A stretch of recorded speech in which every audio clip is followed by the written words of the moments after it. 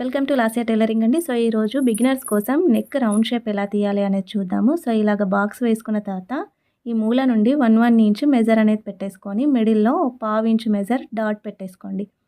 నీట్గా మెల్లిగా డ్రా చేసుకోండి బిగినర్స్ ప్లీజ్. సో ఇలాగ డ్రా చేసుకున్న తర్వాత ఈ కత్తెర ఉంది కదండి, పెద్దగా ఇలా అనేసిన తర్వాత మీకు రౌండ్ షేప్ మొత్తం కంప్లీట్ అయ్యేంత వరకు కూడా కత్తెరని ఎక్కడ కూడా డ్రాప్ చేయకండి. ఇలాగ కంప్లీట్ అయిన తర్వాత మాత్రమే రౌండ్ షేప్ అప్పుడు కత్తెరని తీయండి. మీరు క్లాత్ని జరపాలి, అలాగే సీజర్ని కూడా రౌండ్ షేప్గా తిప్పాలి. బిగినర్స్ ఏం చేస్తారంటే ఇదిగో ఇలాంటి చిన్న చిన్న మిస్టేక్స్ చేస్తూ ఉంటే నెక్ మొత్తం షేప్ అవుట్ అవుతూ ఉంటుంది. కత్తెరని కొద్దిగా కట్ చేస్తూ ఉంటారు, రౌండ్ షేప్ అనేది డబ్బా చేసేస్తుంటారు. సో అలాంటి మిస్టేక్స్ చేయకండి ప్లీజ్. ఓకేనా, అర్థమవుతుంది కదా, ఇలాగనమాట. సో రౌండ్ షేప్ అనేది నీట్గా వచ్చేంత వరకు పేపర్ పైన ప్రాక్టీస్ చేయండి. థ్యాంక్స్ ఫర్ వాచింగ్ అండి. Thank you so much.